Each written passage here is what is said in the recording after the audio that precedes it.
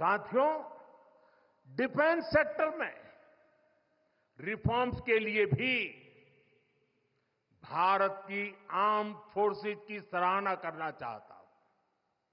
हमारी सेनाओं ने बीते वर्षों में कई साहसिक निर्णय लिए हैं। सेना द्वारा किए गए जरूरी रिफॉर्म्स का एक उदाहरण अग्निपथ स्कीम भी है। दशकों तक संसद से लेकर अनेक कमेटी तक में सेनाओं को युवा बनाने पर चर्चाएं होती रही है। भारत के सैनिकों की औसत आयु, एवरेज एज, ग्लोबल एवरेज से ज्यादा होना, ये हम सबकी चिंता बढ़ाता रहा है। इसलिए ये विषय बरसों तक अनेक कमिटियों में भी उठा, लेकिन देश की सुरक्षा से जुड़ी इस चुनौती के समाधान की पहले इच्छा शक्ति नहीं दिखाई गई।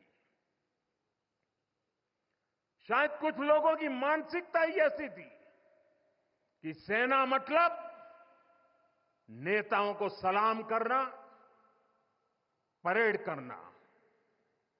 हमारे लिए सेना मतलब 140 करोड़ देशवासियों की आस्था।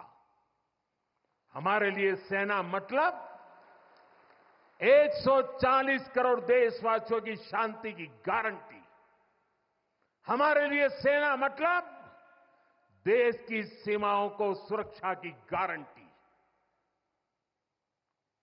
अग्निपथ योजना के जरिए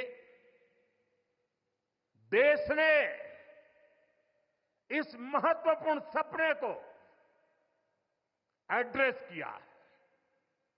अग्निपथ का लक्ष्य सेनाओं को युवा बनाना है।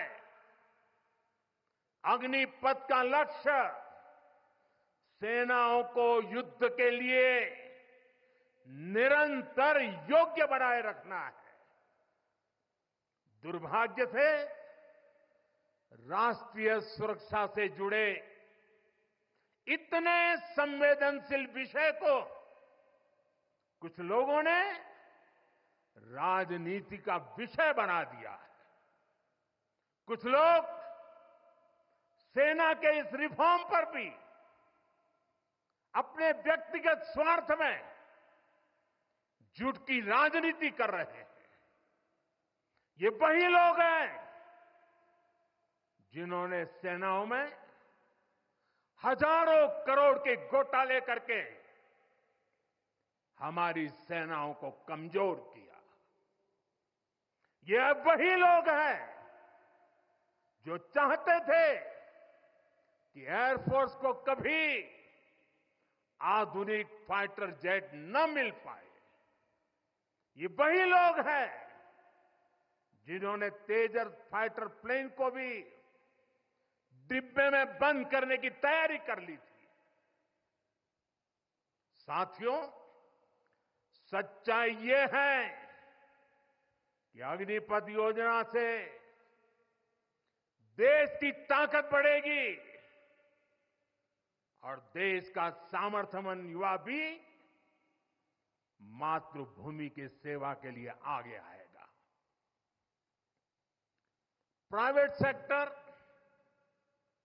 और पैरामिलिट्री फोर्सेस में भी अग्निवीरों को प्राथमिकता देने की घोषणाएं की है। मैं तो हैरान हूं, कुछ लोगों की समझ को क्या हुआ है, उनकी सोच को क्या हो चुका है। ऐसा भ्रम फैला रहे हैं कि सरकार पेंशन के पैसे बचाने के लिए ये योजना लेकर आई है। मैं जरा ऐसे लोगों की